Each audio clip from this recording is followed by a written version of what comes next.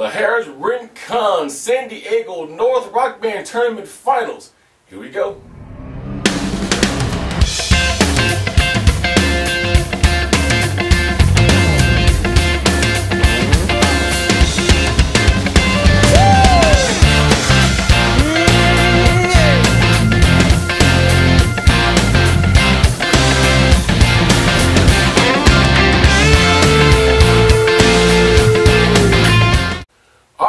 Here it is. This is my report on the Harrahs Rincon San Diego North Rock Band Tournament Finals. Before I begin, there's some people that I need and would like to thank. First of all, I want to thank TJ. TJ was instrumental in hooking up all of Rock Gamer, taking care of us, making sure that we got to the events right, making sure all of our stuff was taken care of in New York and now here in California.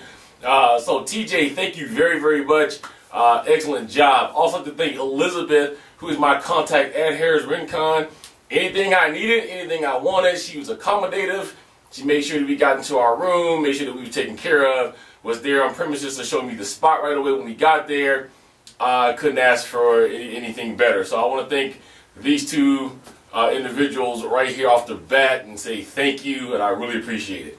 All right, so let's talk about the Harrahs Rincon Rock Band Tournament Finals. Well, this one was done a little bit differently. If you're in New York or in Atlantic City right now, this contest was done a little differently than what you guys are going through. From what I understand from talking to Miguel, you guys have like 2 months of preliminaries, and you go into some regionals, I think, and then on to the finals. That wasn't the case here.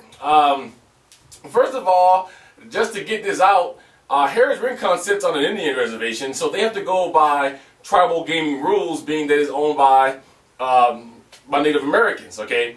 So maybe they had a different time frame than what you would have in New York and other states that doesn't sit on Indian land, but I know that tribal gaming rules are very tight and very strict. You just can't get together your managers and GM and say we're going to throw a party or we're going to throw a contest. It has to go through many sectors of the tribal gaming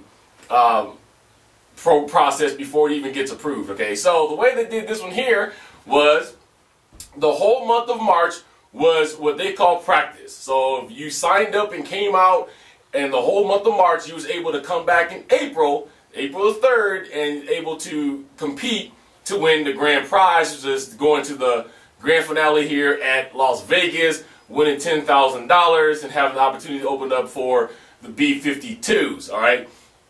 So one shot, one night, win all, that's it. The contest was very good. Now, you're going to see, after I get it all compiled, there's going to be some videos. The monitors were set up a little bit, it was kind of funky. So you weren't able to see the band and the monitors, because the way it was is they had, or the one TV monitor that looked like a audio monitor, in that kind of a box, that I guess the drummers or the singer could see. And then off to the right-hand side, where you can't see on the stage at all, was another bigger size TV. I'm going to say about 45-50 inch big screen TV that was sitting over there. So in some of the video you're going to see bass players that was turned around looking off to the right. You're going to see drummers that turned their drum set all the way around. So the monitors was a little bit funkily placed. That's why you're not going to be able to see that. But I thought it was important to get some footage for you to show you what it's actually like to compete in one of these things, to see the band, see how they do, so on and so forth.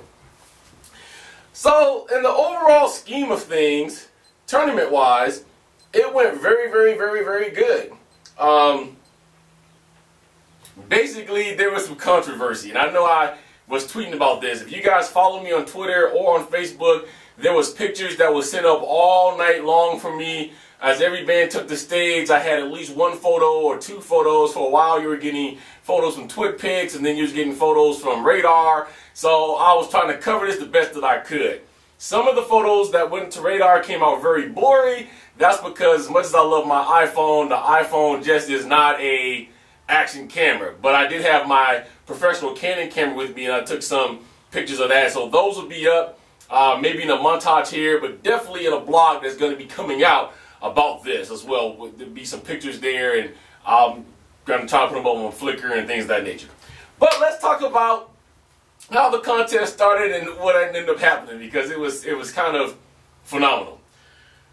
Alright, so what you do is you show up, you register, and then you take the stage. In between, they had the local radio station there that was pumping up the crowd, getting people to come to, sign up. They had a full band.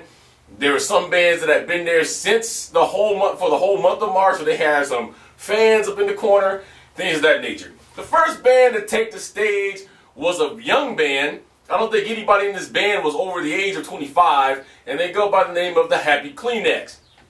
They were the first band to take the stage, and they did the song Give It Away. Now, if you don't know the strategy of these competitions, let me kind of give it to you. You don't go in there with a full DLC list. A lot of people, including myself, till I went here, I thought you walked in, you had a full DLC list that you could choose from any of the DLC songs, and you can just play that. That is not the case. I believe they have all of the current DLC up to a certain point, but at each location they choose about a 32 song list that you can choose from. You can't choose anything else. If it's not on the list, you can't choose it. So what the bands end up doing is they end up trying to get the songs that will give them the most points. Whether they full band combo it, or full band FC it, or whether somebody misses a couple notes, they want to squeeze as many points out of it as they possibly can. So in the case of Give It Away, if you manage to get a full band FC, I think the score comes at around 2,000,001, 2,000,002. Okay. The other most popular song to do that will rack you up a lot of points as a band is Down With the Sickness by Disturbed. So in a lot of the video, you hear this go on a lot. You hear a lot of Down With the Sickness. You hear a lot of Give It Away. So the Happy Kleenex's first song was Give It Away. They went up and did a phenomenal job, and they came off with the first score, I think, of 1,000,008. I did talk to a couple of people, from the band. The band, by the way, Happy Kleenex, was great. I talked to them for a while. Two of the guys said that they knew me because they watched all my reviews. They bought some pedals off of me, and they wanted to meet me. I wanted to meet them too. Anybody that connects me this way, I love to meet. So it was a phenomenal time for me to meet them. But I asked them how it went, and of course I got the typical response I was waiting for, which was basically that there was some lag because I could see it in the screen. They did the best that they could, and that the 1,000,008 score was the lowest score they've ever scored on this song. So if the 1,000,008 was the lowest, I'm going to assume they get somewhere between 1,000,009 or they just full band FC the thing, okay? So two other bands after the Happy Kleenex goes up, and then all of a sudden, I see Elizabeth and the other young lady, which I apologize, I can't remember her name right now, all come down off the stage, and this guy is just irate. He has a pair of sticks in his hands, and he's irate, and I can't really hear. And then Christina, who is over this whole entire thing for MTV, I saw her run in, and then all of a sudden I started seeing bands that's already played go back. So I'm like, okay, what's going on? So I went to talk to Elizabeth, and Christina came down and pretty much told me here was the controversy. Happy Kleenex's drummer used his own drumsticks. Okay, I believe one or two other bands after that also used their own drumsticks. Now I couldn't hear, but from what I saw, the band that complained also had their own drumsticks, but they were modified. They were modified because they had those little rubber tips that if you go back and Rock Band 1 days, everybody was saying, buy these rubber tips, put on your sticks, they give you some extra rebound, and they will help you not crack your drums. He had these on his sticks. Therefore, the sticks are being a little modified. But they complain that these sticks, the people was using the sticks, it wasn't in MTV rules, it wasn't in the rules to be able to use the sticks, you had to use all stock equipment. They was mad. Then they requested that they get to practice first before they go back up and take the stage again.